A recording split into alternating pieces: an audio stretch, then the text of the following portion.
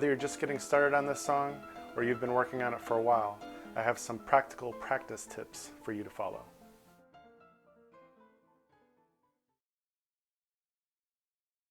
I'm going to use a tempo of 120 on my metronome, like this. And the first thing that we're going to do is just go over the beginning patterns in the song. For the right hand, we have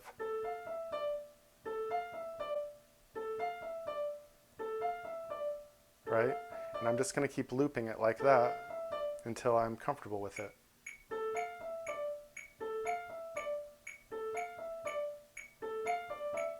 Maybe just that much, and do it again.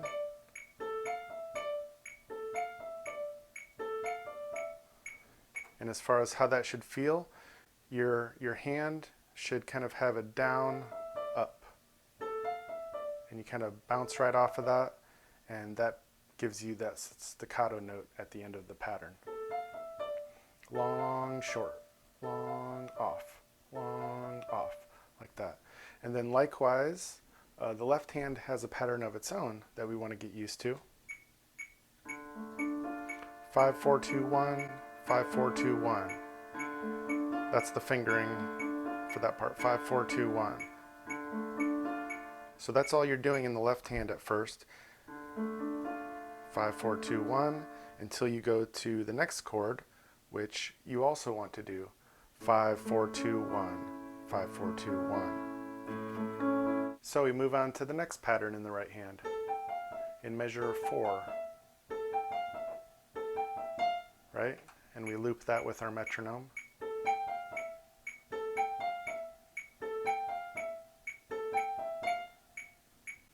We already covered the left hand at that spot.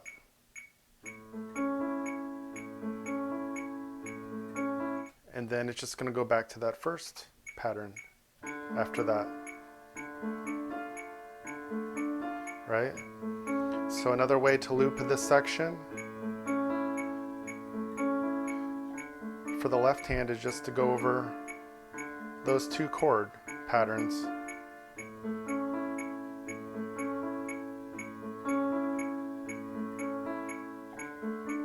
The reason you want to loop patterns over and over again with one hand by itself and then the other hand with the metronome is because you'll build up the muscle memory so that later when you put it all together, it'll just sort of function on autopilot and you won't have to think too much about it. So the next pattern in the right hand is 4 bars. It looks like it's starting around measure 8.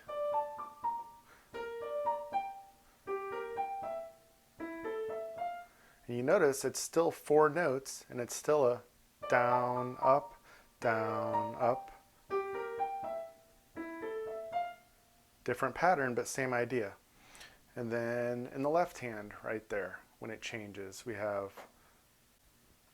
now this is all long, we don't have any separation, but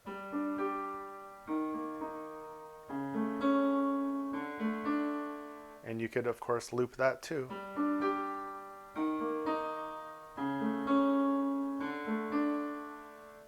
Right, for that 4 bars, and that's a new chord for each measure, so we're going to reset our sustain pedal every time. Pedal, pedal, pedal. I could loop that with the metronome. Pedal, pedal, pedal, pedal. And then if we move on to the next part in the right hand, we'd have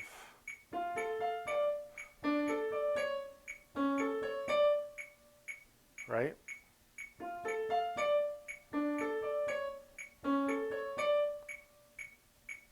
Down, up, down, up, down, up.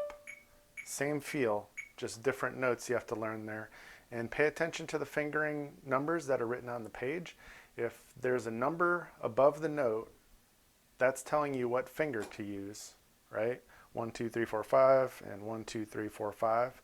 So if they wrote the number in there above the note, they're saying it's important, or they know that somebody might mess it up. That's why it's important that they put it in there to keep you on the right track.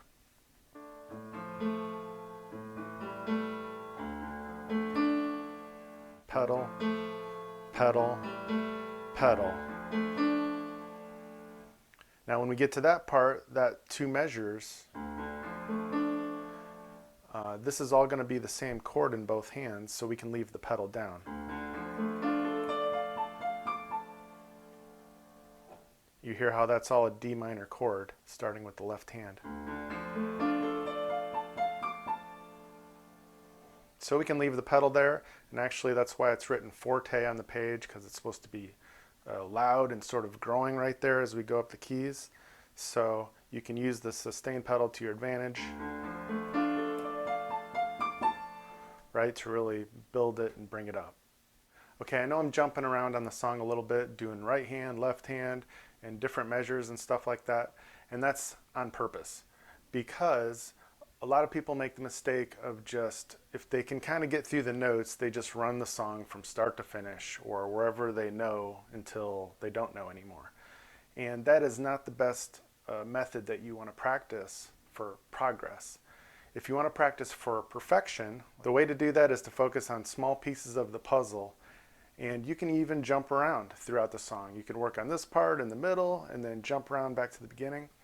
And one, I think it keeps it more interesting that way, but you'll also make more progress, because when you're focusing on smaller sections at a time and using that looping method, then you can really build up the muscle memory and perform it flawlessly. Okay, going on. So maybe we looped this a few times, right? Or just one hand at a time, you know, is as small of a piece or as big of a piece as you need to go. And then we have the left hand.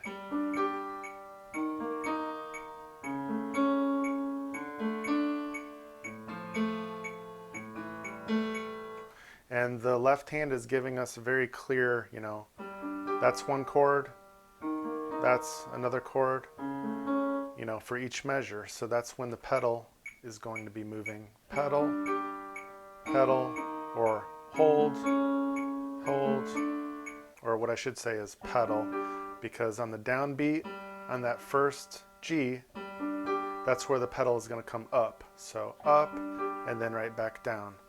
Up, up, up, up, up, up, up.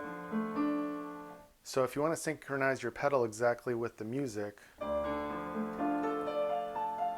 one and, one and, one and, one and. It's just the 16th notes. So when we're doing these 2 chromatic patterns, we have a lower one and then a higher one. You know, same thing, you just want to loop the lower one over and over again, and then loop the higher one over and over again until you get them. You will want to figure out those fingerings to make sure that whatever you're doing is smooth and, you know, flowing naturally, and prepping you for if you have to go low next or high next, which is what the importance of the correct fingerings are. Okay, at this point I think you get the idea about the looping and just working on little puzzle pieces of a song so you can put it all together. Make sure you always practice with your metronome, because the metronome is like your perfect rhythm coach. He's your buddy, he's always there to help you. So now for the rest of this video, all I'm going to do is I'm going to record just the right hand and then just the left hand, so that you can practice with just one of them at whatever speed you want. And of course, if you're watching this on YouTube, you can change the speed to whatever you want for your comfortable practice level. Okay, we're going to do the right hand first. I have the metronome set at 120, and I'm going to give you 3 beats and then 2, because we start on the end of 2. 1, 2, 3, 1, 2.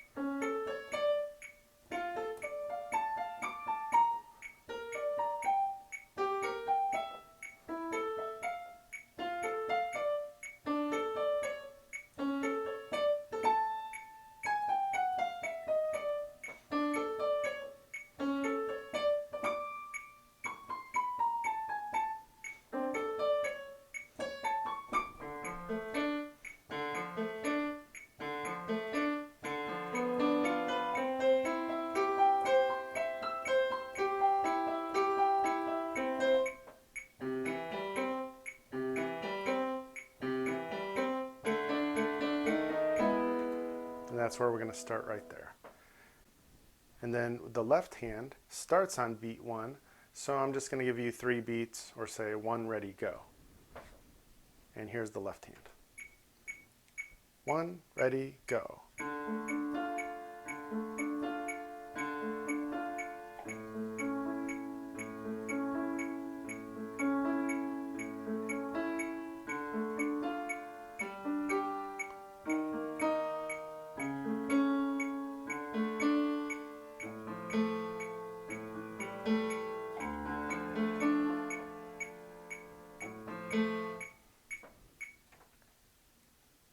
Okay, so here's the left hand. I'm just going to give you 3 beats. So,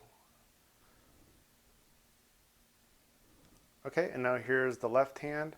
The left hand starts right on beat 1 of the first full measure, so I'm just going to say 1, ready, go, and we'll start.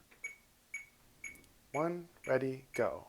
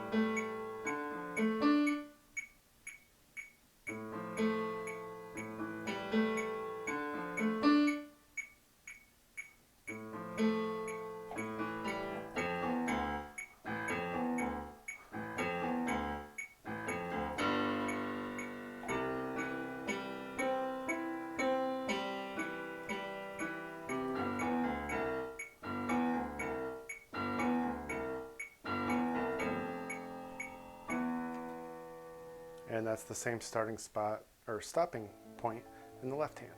Thanks for watching. I hope some of that was helpful for you. And if you haven't already subscribed to the channel, please do so. Follow the pages, click on the buttons, get the notifications, all those kinds of things, so that if we come out with a new video that you'll get it right away, and it'll probably be something helpful to you. And as always, make sure you're practicing 5 minutes a day, so that you keep progressing at a regular rate of speed as well, because that's also a good thing. I'll catch you next time.